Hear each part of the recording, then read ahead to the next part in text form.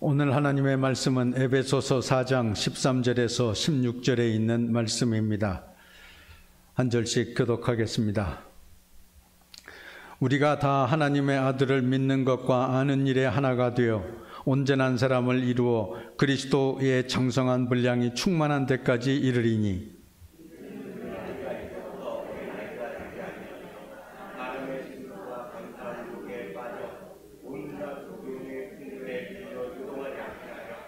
오직 사랑 안에서 참된 것을 하여 범사에 그에게까지 자랄지라. 그는 머리니 곧 그리스도라.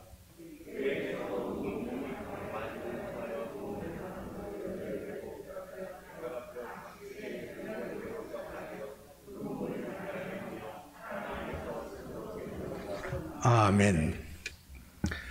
태초에 하나님께서 천지를 창조하실 때 모든 피조물들을 말씀으로 지으셨습니다.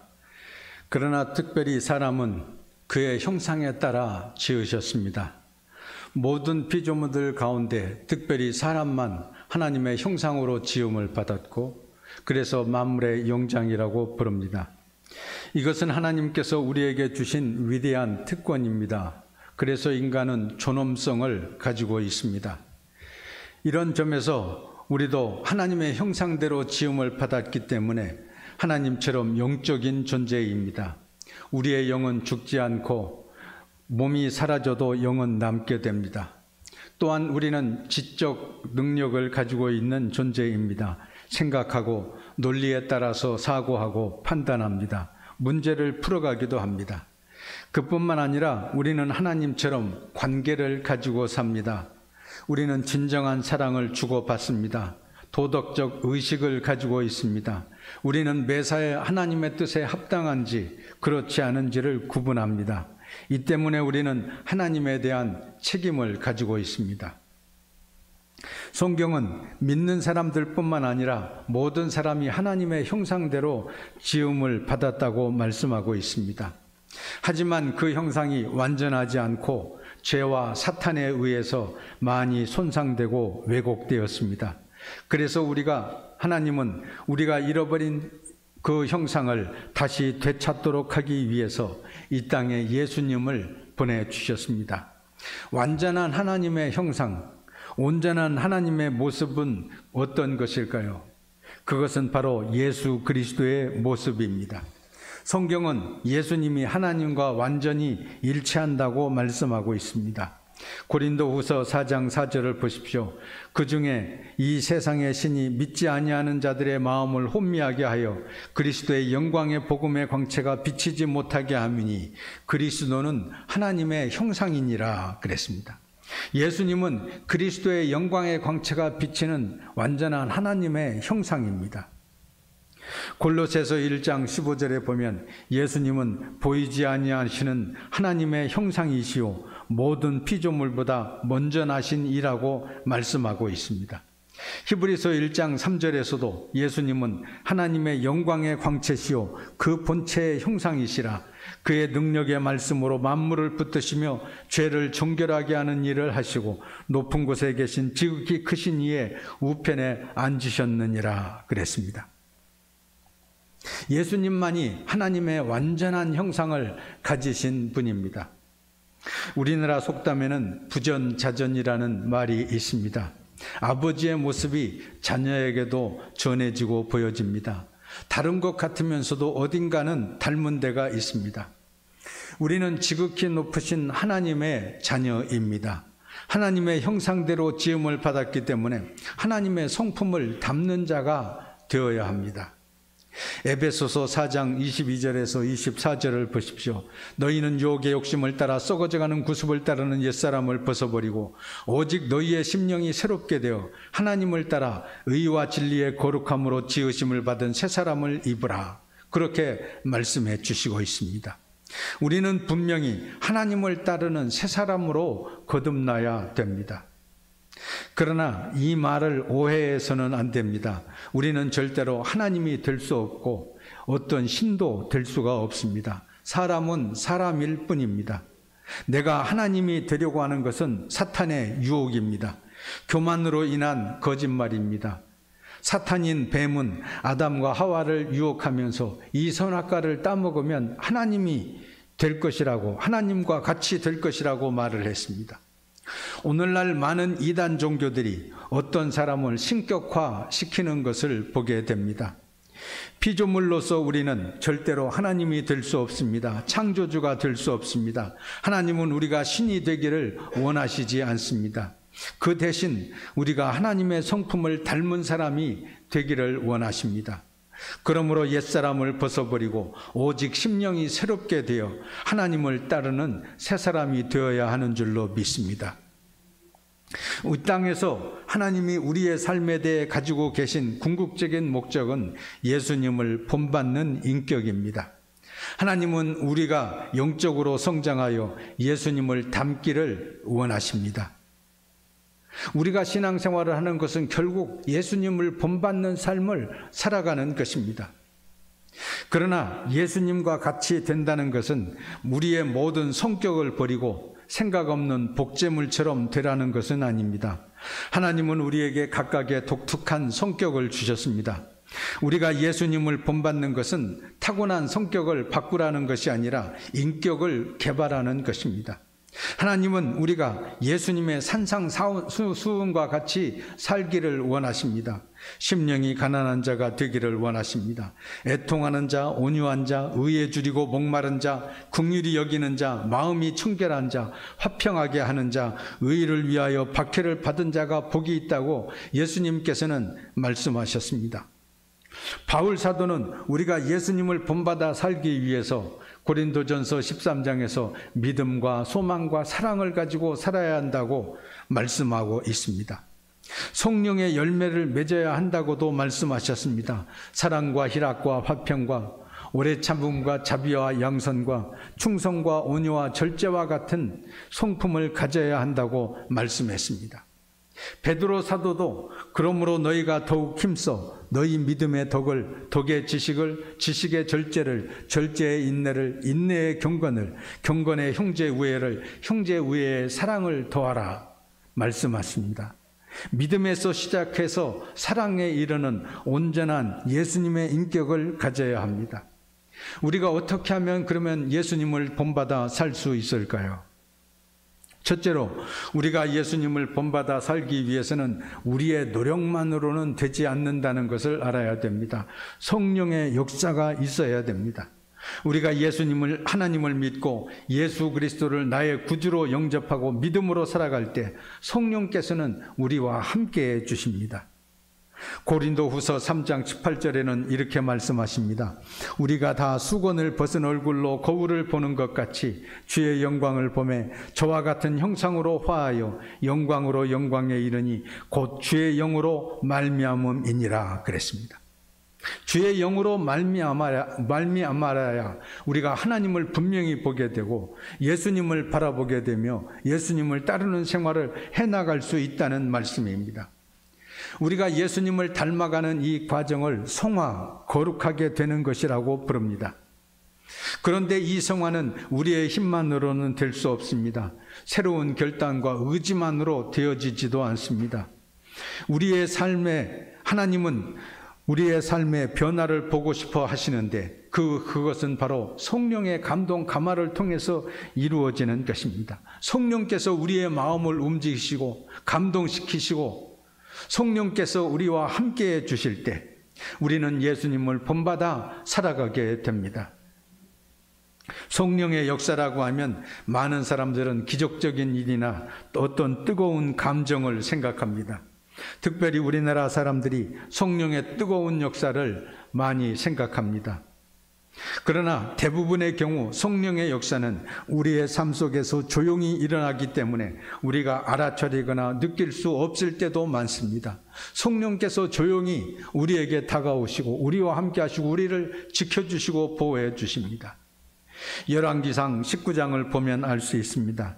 엘리야 선지자가 갈멜산상에서 하나님의 역사, 성령의 역사로 말미암아 바알신을 따르는 제사장의 무리들을 다 무찔렀습니다. 그런데 아합 왕의 부인인 이세벨이 이런 엘리야 선지자를 죽이려고 했습니다. 엘리야는 너무나 무서운 나머지 광야로 피신해서 한 로뎀나무 아래에서 죽기를 간청하고 있었습니다. 그런데 하나님께서는 이런 엘리야를 버리지 아니하셨습니다. 낙심한 엘리야를 어루만지시며 그에게 먹을 것을 주셨습니다. 그것에 힘을 얻은 엘리야는 40주 40야를 걸어서 호렙산 동굴 속에 들어가게 되었습니다. 아무것도 할 생각을 하지 못한 채 절망에 사로잡혀 있던 엘리야에게 하나님께서 나타나셨습니다. 성령께서 그에게 말씀하십니다. 엘리야야, 내가 어찌하여 여기 있느냐? 그는 하나님께 하소연합니다. 하나님의 택한 백성 이스라엘 백성들이 다 하나님을 떠나고 말았습니다. 주의 말씀을 버리고 바알신에 빠져서 살아가고 있습니다. 아방 때문에 하나님을 섬기는 제사장들도 다 많이 죽임을 당하고 나만 홀로 남았는데 나까지도 죽이려고 합니다. 어떻게 하면 좋겠습니까? 하나님께서는 그에게 산 위에 서라고 그렇게 말씀하십니다.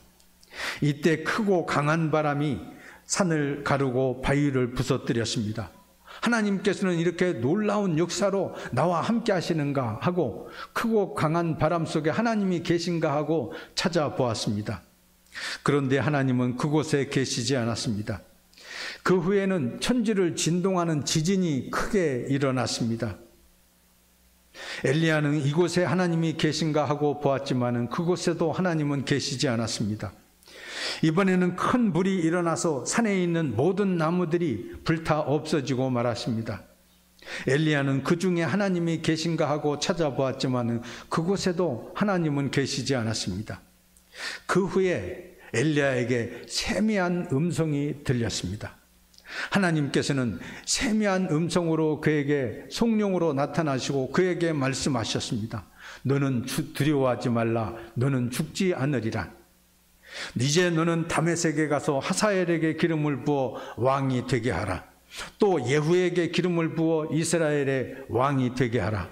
엘리사에게 기름을 부어 너의 뒤를 이어서 선지자가 되게 하라고 말씀하셨습니다. 그뿐만 아니라 너는 두려워하지 말라. 여호와 하나님을 섬기는 사람은 지금 너밖에 없다고 생각하지 말라. 바알신에게 절대로 무릎 꿇지 않은 7,000명의 무리가 이스라엘에 남아있으니 그와 함께 하나님의 역사를 이루어 나가라고 말씀하셨습니다. 이것은 아주 작고 세미한 음성이었습니다. 이 하나님의 음성, 성령의 음성을 엘리야 선지자는 떨림으로 들었습니다. 계속 이어지는 하나님의 말씀을 보면 이 엘리야 선지자는 이 성령의 능력을 힘입어서 하나님께서 주신 말씀대로 하사엘에게 기름을 부어서 왕이 되게 하고 또 예후에게도 기름을 부었고 엘리사 선지자에게도 기름을 부어 그의 뒤를 이어서 선지자가 되게 했던 것을 보게 됩니다. 하나님께서 세미한 음성으로 그에게 들려주셨던 대로 엘리야 선지자는 그 뜻을 다 이루어 갈 수 있었습니다. 성령께서 그의 마음속에 역사하시고 인도해 주셨기 때문입니다. 성령의 기름 부으심은 우리도 모르는 사이에 우리에게 임하고 역사하시는 줄로 믿습니다. 성령께서 우리에게 들려주시는 음성, 성령께서 우리와 함께 하시는 놀라운 능력을 우리들이 체험하고 생활에 나아갈 때 우리들은 예수님을 본받아 살아가게 됩니다. 둘째로 하나님은 우리의 변화를 위해서 말씀과 사람과 상황을 이용하십니다. 이 세 가지는 우리의 인격을 개발시키기 위해 꼭 필요한 것들입니다. 하나님의 말씀은 우리가 예수님을 본받아 살아가는 데 필요한 진리를 공급해 줍니다. 하나님의 사람들은 우리가 성장하는 데 필요한 지원을 해 줍니다. 상황은 우리가 예수님을 본받는 모습을 성취할 수 있는 환경을 만들어 줍니다. 우리가 날마다 하나님의 말씀을 읽고 묵상하고 하루하루 삶 속에 말씀을 적용하며 살아간다면 우리들은 예수님의 모습에 더 가까이 가게 될 것입니다. 우리가 요즘 성경 쓰기를 하고 있습니다만 기도하면서 날마다 하나님의 말씀을 한 절이라도 두 절이라도 써나간다면 예수님의 성품을 본받을 수 있게 될 것입니다. 못할 것이 없는 줄로 믿습니다. 우리가 영적으로 성장하기 위해서는 이렇게 말씀과 기도에 힘써야 되지만은 그것만으로 되는 것은 아닙니다. 하나님은 사람들을 사용하십니다. 믿음이 좋은 사람들과 함께 교제하고 그들의 사는 모습을 보면서 우리는 더욱더 예수님을 따르게 됩니다. 우리가 교회의 목적 중에 불신자들을 전도하며 가족으로 삼고 성숙하게 하며 라고 그랬는데, 사람들과의 관계 속에서 우리의 믿음도 성장해 가기 때문입니다. 많은 종교들에서 사람들은 영적으로 가장 성숙하고 거룩한 사람들은 다른 사람들과의 접촉이 없이 깊은 산 꼭대기 수도원에 홀로 고립된 사람들이라고 생각하기 쉽습니다. 그러나 꼭 그런 것만은 아닙니다. 영적인 성숙은 혼자 개인적으로 추구하는 것이 아닙니다. 혼자서는 예수님처럼 성장할 수가 없습니다. 다른 사람들과 함께하고 그들과 영향을 서로 주고받아야 됩니다. 섬기고 나누고 베풀고 사랑하며 용서하며 살아가야 합니다. 우리는 교회나 사회의 일원이 되어야 합니다. 왜 그렇겠습니까? 영적인 성숙은 예수님처럼 사랑하는 것을 배우는 것이기 때문에 혼자서는 이룰 수 없는 것이기 때문입니다. 셋째로, 예수님을 본받아 사는 것은 천천히 이루어지는 성장의 과정입니다. 이에 대해서 오늘 본문 13절은 이렇게 말씀합니다. 우리가 다 하나님의 아들을 믿는 것과 아는 일에 하나가 되어 온전한 사람을 이루어 그리스도의 장성한 분량이 충만한 데까지 이르리니 라고 했습니다. 우리는 아직 성화의 과정 중에 있습니다. 계속해서 예수님의 장성한 분량이 충만한 때까지 이르도록 성장해 가야 합니다. 15절에도 보십시오. 오직 사랑 안에서 참된 것을 하여 범사에 그에게까지 자랄지라. 그는 뭐리니 곧 그리스도라. 하나님은 우리가 무슨 위대한 일을 하기를 원하시는 것이 아니라 예수님을 담는 성품을 가지고 예수님과 함께 생활해 나가기를 원하십니다. 어떤 사람이 되느냐 하는 것보다도 하나님께서는 우리가 예수님을 본받는 삶을 살아가기를 원하십니다. 성경은 우리에게 경고합니다. 너희는 이 세대를 본받지 말고 오직 마음을 새롭게 함으로 변화를 받아 하나님의 선하시고 기뻐하시고 온전하신 뜻이 무엇인지 분별하도록 하라. 예수님을 본받아 살기 위해서는 매사에 하나님의 뜻이 어디에 있는지를 잘 분별해야 됩니다. 예수님을 따르기 위해서는 이 세대를 본받지 말아야 합니다. 날마다 마음을 새롭게 하여 변화를 받아야 예수님을 본받는 자가 될 수 있습니다. 예수님이 이 세상에 다시 오시는 그날까지 예수님을 본받아 살아가는 여러분 다 되시기를 주의 이름으로 축원합니다. 거룩하신 주의 이름을 찬양합니다. 하나님의 형상대로 지음을 받은 우리들이오니 그 형상을 더럽히지 않게 하시고 본체의 형상이신 예수님을 본받아 살아갈 수 있게 하여 주시옵소서. 언제나 이 세상에 매여 이 세대를 따르기 쉬운 저희들이오니 하나님의 선하신 뜻을 잘 분별하고 진정한 예수님의 제자로 거듭날 수 있게 하여 주시옵소서. 예수님만을 따르기 원합니다. 예수님을 본받는 생활로 영적인 성숙을 이루어 나갈 수 있게 하여 주시옵소서. 우리의 신앙생활은 예수님을 본받는 신앙생활이오니 언제나 예수님의 말씀에 따라 나아갈 수 있는 저희들이 되게 하여 주시옵소서. 예수 그리스도의 이름으로 기도하옵나이다.